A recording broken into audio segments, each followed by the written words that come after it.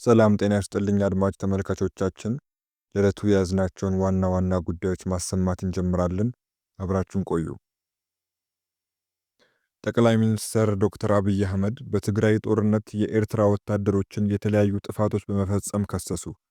ጠቅላይ ሚኒስትር አብይ አህመድ በሰሜን ኢትዮጵያ ጦርነት ወቅት ትግራይ ውስጥ በኤርትራ ወታደሮች የተለያዩ ጥፋቶች መፈጸማቸውንና በአገራቱ መካከል አሁን ለተባባሰው ችግር መነሻ መሆኑን ተናገሩ።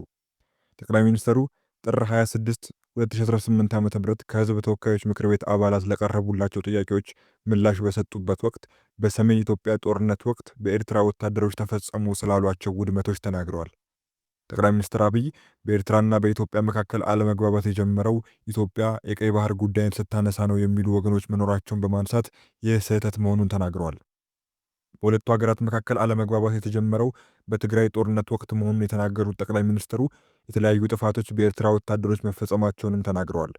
ኤርትራ ከተፈጠረች ጊዜ ጀምሮ በኤርትራና በኢትዮጵያ መንግስት መካከል ችግር ነበረ። እኛ ከመጣን በኋላ አያስፈልገንም፣ ይቅርብን ብለን ለምነናል ሲሉ ለምክር ቤቱ አባላት ተናግረዋል። ጸቡ የተጀመረው ብዙዎች እንደሚያስቡት የቀይ ባህር ጉዳይ ሲመጣ አይደለም ያሉት ጠቅላይ ሚኒስትሩ በትግራይ ውጊያ ሲጀመር በመጀመሪያው ዙር ውጊያ ሽሬን ካስለቀቅም በኋላ የኤርትራ ጦር ከኋላ የአንዳንድ ግለሰቦችን ቤት ፎቅ ማፍረስ ሲጀምር ጸብ ተጀምሯል፣ አልተናገርንም እንጂ። አክሱምን ይዘን ስናልፍ አክሱም ገብቶ ወጣቶችን በጅምላ ሲረሽን ጸብ ተፈጽሟል።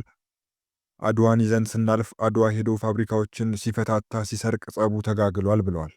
አዲግራት ደርሰን የመድኃኒት ፋብሪካውን የሚነቅለውን ነቅሎ የማይነቅለውን ሲያፈራረስ ጸቡ ጫፍ ደርሷል። ግን ያኔ የኢትዮጵያ መንግስት በዚህም በዚያም ለመዋጋት አቅም አልነበረውም። ጠቅላይ ሚኒስትሩ ይህንን ጉዳይ በተመለከተ ከኤርትራ ከፍተኛ ባለስልጣናት ጋር እንዲነጋገሩ የቀድሞውን የውጭ ጉዳይ ሚኒስትር ገዱ አንዳርጋቸውን እንዲሁም ምክትል ጠቅላይ ሚኒስትር የነበሩትን አቶ ደመቀን ወደ ኤርትራ መላካቸውንም ተናግረዋል። ጠቅላይ ሚኒስትር አብይ የኢትዮጵያ ጦር ወደ መቀሌ ሲጠጋ የኤርትራ ጦር ልክ በሌሎች ከተሞች እንዳደረገው ሁሉ በመቀለም ተመሳሳይ ጥፋቶችን ሊፈጽም ይችላል በሚል ስጋት ከውቅሮ እንዳያልፉ መነጋገራቸውንና የሚያልፉ ከሆነ ግን ወደ እናንተ ነው የምንዞረው በማለት በአካባቢው የሚጠብቅ ኃይል አስቀምጠን ነው መቀሌ የገባ ነው ብለዋል። ይሄ ጸብ ተፋፍሞ ሄዶ የፕሪቶሪያ ስምምነት ሲፈረም እንዴት ህወሓት ሳይጠፋ እንዴት ትግራይ ሳይወድም ፊርማ ይደረጋል በሚል ነው ጸቡ ጫፍ የደረሰው ሲሉም ተናግረዋል። አክለውም ኢትዮጵያን መጉዳት የሚፈልጉ አካላት መኖራቸውን ተናግረው ገንዘብ ፋይናንስ ያደርጋሉ፣ እመኑኝ ግን ኢትዮጵያን ግን አይችሏትም፣ ገንዘባቸውን ያፈሳሉ፣ ይከስራሉ፣ እኛ ጉዟችንን እንቀጥላለን ብለዋል ጠቅላይ ሚኒስትሩ። ጠቅላይ ሚኒስትር አብይ ለህዝብ ተወካዮች ምክር ቤት ኢትዮጵያ በህዳሴ ግድብ ግንባታ ወቅት አንድም ብድርና እርዳታ ከየትኛውም ወገን አለመውሰዷንም ጨምረው ተናግረዋል። በጀግኖች ኢትዮጵያውያን ቁርጠኛ አቋም በሀገርም ውስጥ ከሀገር ውጭም ባሉ ኢትዮጵያውያን በቁርጠኝነት ጨክነው በጋራ ቆሞ ስለሰሩ የተከወነ ፕሮጀክት ነው ሲሉ ለግድቡ ግንባታ ብድርም ሆነ እርዳታ እንዳልወሰደች አጽንኦት ሰጥተው ተናግረዋል። የአሜሪካው ፕሬዝዳንት ዶናልድ ትራምፕ አገራቸው የታላቁ ህዳሴ ግድብ ግንባታን በገንዘብ መደገፏን በቅርቡ በተደጋጋሚ ሲናገሩ የቆየ ሲሆን ይህንን ተከትሎ የጠቅላይ ሚኒስትር አብይ ምላሽ በከፍተኛ ባለስልጣን ደረጃ የተሰጠ ይፋዊ መልስ ነው። ጠቅላይ ሚኒስትሩ ለህዝብ ተወካዮች ምክር ቤት አባላት ኢትዮጵያ ከአፍሪካ ቀዳሚ የሆነውን ታላቁን የህዳሴ ግድብ ግንባታ ገንብታ ብቻ እንዳልቆመች በመግለጽ ከአፍሪካ ሶስተኛ የሆነውን ኮይሻን እየሰራች ነው ብለዋል። በኢትዮጵያ ውስጥ የግዙፍ ፕሮጀክቶች ስራ አለመቆሙን ለምክር ቤት አባላት የተናገሩት ጠቅላይ ሚኒስትሩ ከአፍሪካ አንደኛው ኤርፖርት ግንባታም ተጀምሯል ብለዋል። ጠቅላይ ሚኒስትር አብይ ለህዝብ ተወካዮች ምክር ቤት በሰጡት ማብራሪያ እርሳቸው ወደ ስልጣን ከመጡ ወዲህ ኢትዮጵያ ምንም አይነት ኮሜርሻል ብድር እንዳልተበደረች ተናግረዋል። ከለውጡ በፊት ኢትዮጵያ በጣም ብዙ ብድር እንደነበረባትና አበዳሪ ሀገራት ኢትዮጵያ መክፈል አትችልም አናበድርም ያሉበት ሁኔታ እንደነበረም አንስተዋል። ኢትዮጵያ ላለፉት 20 ዓመታት ለፕሮጀክቶች በሚል ሰበብ ጤነኛ ያልሆነ የብድር ስምምነት ወይንም ኮሜርሻል ሎን ከአንዳንድ አገራት በመበደር ለመክፈል ሳትችል መቅረቷን ተናግረዋል። ኢትዮጵያ ብድር መበደር የማትችል የሚል ታርጋ ተሰጥቷት እንደነበር ያስታወሱት ጠቅላይ ሚኒስትሩ የተካሄደው የኢኮኖሚክ ሪፎርም ይህን አሻሽሏል ብለዋል። ባለፈው ዓመት 2025 10 ፈጣን እድገት የመዘገበባቸው የዓለም ሀገራት መካከል 5ቱ አፍሪካውያን ናቸው ያሉት ጠቅላይ ሚኒስትሩ ኢትዮጵያ ከቀዳሚዎቹ አንዱ ናት ብለዋል። የኢኮኖሚክ ሪፎርሙ እውነት ለመናገር በኢትዮጵያ ታሪክ አመርቂ ውጤት የመጣበት ዘመን ነው። አሁን ያለው የኢትዮጵያ ኢኮኖሚክ እድገት በማንም አይን በማንም መመዘኛ ምንም የሚያከራክር ሁኔታ ውስጥ ያለ አይደለም ብለዋል። በሪፎርም ውስጥ ቴክኖሎጂ ቀዳሚ መሆኑን የጠቀሱት ጠቅላይ ሚኒስትሩ ይህንን ታሳቢ በማድረግ መንግስታቸው የተለያዩ ስራዎችን እያከናወነ እንደሚገኝም ተናግረዋል። ከጥቂት ወራት በኋላ 7 ወራት ግንባታው የሚጠናቀቀው የኤአይ ዩኒቨርሲቲ በዓለም ሁለተኛው ነው ብለዋል።